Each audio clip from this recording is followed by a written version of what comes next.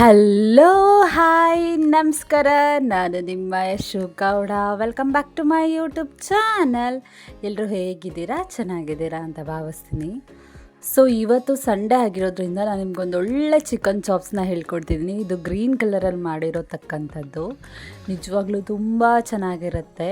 And ಇದು ಬಿಸಿ ಬಿಸಿ ಅನ್ನದ ಜೊತೆ ಅಂತೂ ಅಲ್ಟಿಮೇಟ್ ಆಗಿರುತ್ತೆ. ಆ್ಯಂಡ್ ಚಪಾತಿ ಜೊತೆ ಅಂತೂ ಇನ್ನೂ ಅಲ್ಟಿಮೇಟ್ ಆಗಿರುತ್ತೆ. ಮಿಸ್ ಮಾಡದೆ ಒಂದು ಸತಿ ಟ್ರೈ ಮಾಡಿ. ಇವಾಗ ಸಡನ್ನಾಗಿ ಮನೆಗೆ ಚಿಕನ್ ತಂದುಬಿಟ್ರು, ನಾವೇನು ಮಾಡೋದಪ್ಪ ಅಂತ ಈಸಿಯಾಗಿ ಏನು ಮಾಡೋದಪ್ಪ ಅಂತ ಯೋಚನೆ ಮಾಡ್ತಾಯಿದ್ರೆ ಗ್ರೇವಿ ಟೈಪ್ ಇಲ್ಲ ಚಾಪ್ಸ್ ಟೈಪ್ ಏನಾದರೂ ಬೇಕು ಅಂದರೆ ಇದನ್ನು ನೀವು ಆರಾಮಾಗಿ ಧಾರಾಳವಾಗಿ ಟ್ರೈ ಮಾಡ್ಬೋದು. ತುಂಬ ಸಖತ್ತಾಗಿರುತ್ತೆ. ನಾನಿಲ್ಲಿ ಅನ್ನಗೂ ಕೂಡ ಕಲಿಸ್ಬಿಟ್ಟು ತೋರಿಸಿದ್ದೀನಿ ಎಷ್ಟು ಚೆನ್ನಾಗಿರುತ್ತೆ ಅಂತ.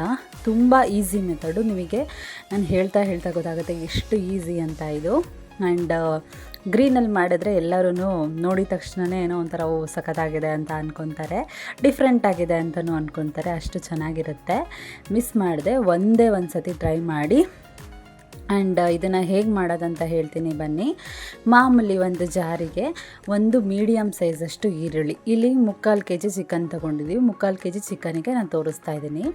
ಒಂದು ಮೀಡಿಯಮ್ ಸೈಜಷ್ಟು ಈರುಳ್ಳಿ, ಆಮೇಲೆ ಒಂದು ಫುಲ್ ಬೆಳ್ಳುಳ್ಳಿ, ಒಂದು ಗೆಡ್ಡೆ ಫುಲ್ ಬೆಳ್ಳುಳ್ಳಿ, ಆಮೇಲೆ 1 ಇಂಚಷ್ಟು ಶುಂಠಿ, ಒಂದು 4 ಹಸಿರು ಮೆಣಸಿನ್ಕಾಯಿ, ಆಮೇಲೆ 2 ಟೊಮೆಟೊ ತಗೊಳ್ಳಿ ಇಲ್ಲಿ, ಆಯಿತಾ? 2 ಮೀಡಿಯಮ್ ಸೈಜ್ ಟೊಮೆಟೊ, ಆಮೇಲೆ ಸ್ವಲ್ಪ ಕರಿಬೇವು, ಆಮೇಲೆ 1 ಹಿಡಿಯಷ್ಟು ಕೊತ್ತಂಬರಿ ಸೊಪ್ಪು, ಆಮೇಲೆ ಒಂದು ಸ್ವಲ್ಪ ಪುದೀನ ಸೊಪ್ಪು, ಇಷ್ಟನ್ನು ಕೂಡ ಹಾಕ್ಕೊಂಡ್ಬಿಟ್ಟು ಆಮೇಲೆ ಇದಕ್ಕೆ ಆ್ಯಸ್ ಯೂಶ್ವಲ್ಲು ಒಂದು 4 ಕಾಳು ಮೆಣಸು, ಒಂದೇ ಒಂದು ಪೀಸ್ ಚಕ್ಕೆ, ಒಂದೇ ಒಂದು ಪೀಸು ಲವಂಗ, ಇಷ್ಟನ್ನು ಹಾಕ್ಕೊಂಡ್ಬಿಟ್ಟು ಆಮೇಲೆ ಚೆನ್ನಾಗಿ ನೀರು ಹಾಕ್ಕೊಂಡು 1 ಗ್ಲಾಸಷ್ಟು ನೀರನ್ನ ಹಾಕ್ಕೊಂಡು ಚೆನ್ನಾಗಿ ಪೇಸ್ಟ್ ಮಾಡಿ.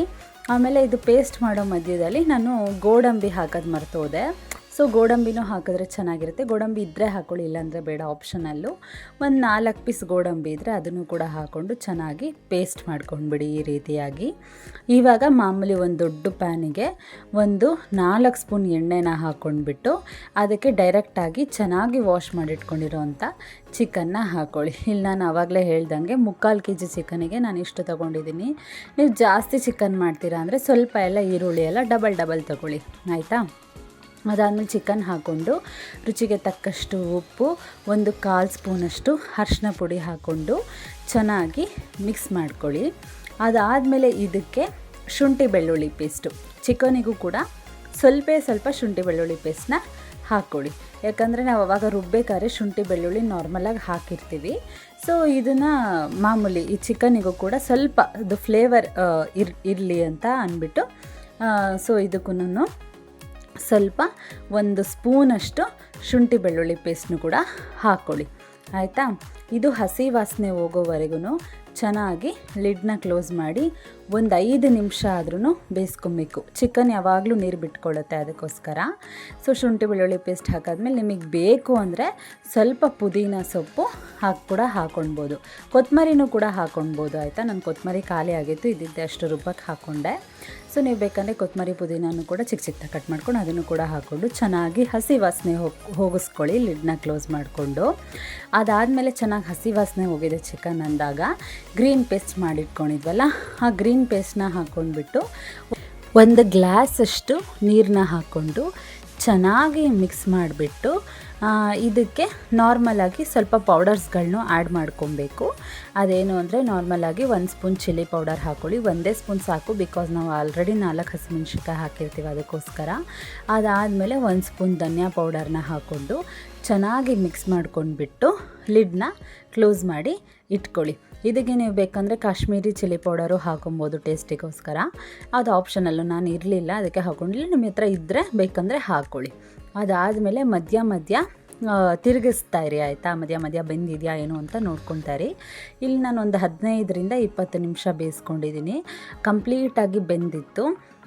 ಸೊ ಲಾಸ್ಟಲ್ಲಿ ನಾನು ಫ್ರೆಶ್ ಕ್ರೀಮ್ನು ಕೂಡ ಹಾಕ್ಕೊಳ್ತೀನಿ. ನಿಮಗೆ ಬೇಕಂದರೆ ಹಾಕ್ಕೊಳ್ಳಿಲ್ಲ ಅಂದರೆ ಬೇಡ. ಫ್ರೆಶ್ ಕ್ರೀಮ್ ಇಲ್ಲ ಅಂದರೆ ಮೊಸರನ್ನು ಕೂಡ ಹಾಕ್ಕೊಳ್ಬೋದು, ಆಯಿತಾ? ಫ್ರೆಶ್ ಕ್ರೀಮ್ ಏನು ತುಂಬ ಅವಶ್ಯಕತೆ ಇಲ್ಲ. ಅದಾದಮೇಲೆ ಚೆನ್ನಾಗಿ ಮಿಕ್ಸ್ ಮಾಡ್ಕೊಂಡ್ಬಿಟ್ರೆ ಚಿಕನ್ ಚಾಪ್ಸು ರೆಡಿ ಆಗೋಗುತ್ತೆ.